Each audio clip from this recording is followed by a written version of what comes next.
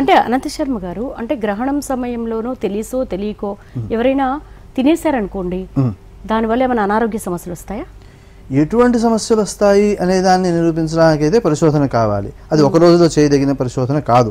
కారణం ఏమిటి అంటే, ఈ కారణం చేతనే వచ్చింది అని గుర్తించాలి అంటే ఎక్కువ సంవత్సరాలు కొనసాగవలసి వస్తుంది పరిశోధన.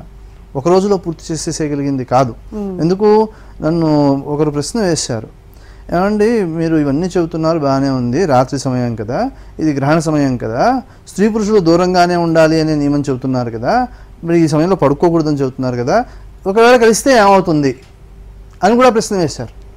ఏమిటది అంటే, చేస్తే ఏమిటి అని తెలుసుకోవడం కోసం, ఏం జరగలేదు అని నిరూపించడం కోసం ఎవరో ఏదో ప్రయత్నాలు చేస్తూ ఉంటారు. కానీ ఏమవుతోంది ఇక్కడ, మనకి రావణాదులు పురాణాల్లో మనకి చెప్పిన విషయంలో రావణుని యొక్క జన్మ వృత్తాంతంలో సంధ్యా సమయంలో సంభోగం ఏర్పడినందువలన రావణుడు జన్మించాడు అనే విషయాన్ని అక్కడ ధృవీకరించారు. అంటే ఏమైంది, సంధ్య అనేది కాంతి విహీనతకు మూలం అవుతోంది. అంటే సూర్యుడు అస్తమిస్తున్నాడు కాబట్టి సంధ్య, ఉదయిస్తున్నప్పుడు కూడా ఇంకా పూర్తిగా ఆ కాంతికి శక్తి రాలేదు కాబట్టి సంధ్య.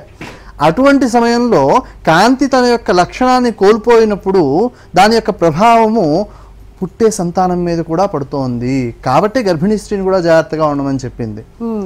అలాగా కాంతి బలహీనపడిన సమయాల్లో సంధ్య సమయం ఏదైతే అంటున్నామో, ఇది కేవలం దానికే కాదు, లగ్నాలకు కూడా సంధి సమయం ఉంటుంది. ప్రతి 2 గంటలకి సుమారుగా లగ్నం మారుతూ ఉంటుంది. ఆ సంధి సమయాలు కూడా ముహూర్తానికి పనికిరావు అని చెబుతాము. అలాగే సంధి సమయాలను ఏవైతే ఉన్నాయో ఆ సమయంలో కాంతి యొక్క విహీనత ఏర్పడుతోంది. కాబట్టి ఇటువంటి సమయంలో కూడా ఆ కాంతి అనేది తగ్గుతోంది కాబట్టి, దాని బలాన్ని కోల్పోతోంది కాబట్టి అది మంచి సమయం కాదు అని చెప్పడం జరుగుతోంది. మరి ఇంత తీవ్రమైన లక్షణం కలిగి ఉన్న దాన్ని ఏమీ లేదు అన్నా, ఏమేదైనా ఉంది అని చెప్పాలన్నా పరిశోధన ఇప్పుడు తెలుసుకోవాలంటే కావాలి. కానీ ఇంతకు ముందే పరిశోధన చేసి చెప్పారు పనికిరాదు అని చెప్పారు. పనికిరానన్న దాన్ని ఎందుకు పనికిరాదో చూస్తాను అనుకుంటే పరిశోధన ద్వారా చూడు, అభ్యంతరం లేదు. కానీ దానికి చాలా సమయం పడుతుంది. ఏదో ఊరికే ఒక మాటలో తేల్చేసే విషయం కాదు. కాబట్టి ఈ పరిశోధన అనే దానికి మేము సిద్ధంగా ఉన్నాము అంటే అభ్యంతరం లేదు. కానీ పరిశోధన ఏ నియమాలతో చేయవలసి ఉంటుంది అంటే, జ్యోతిష శాస్త్ర నియమాలను అనుసరించిన విధానాలతో చేయవలసి ఉంటుంది.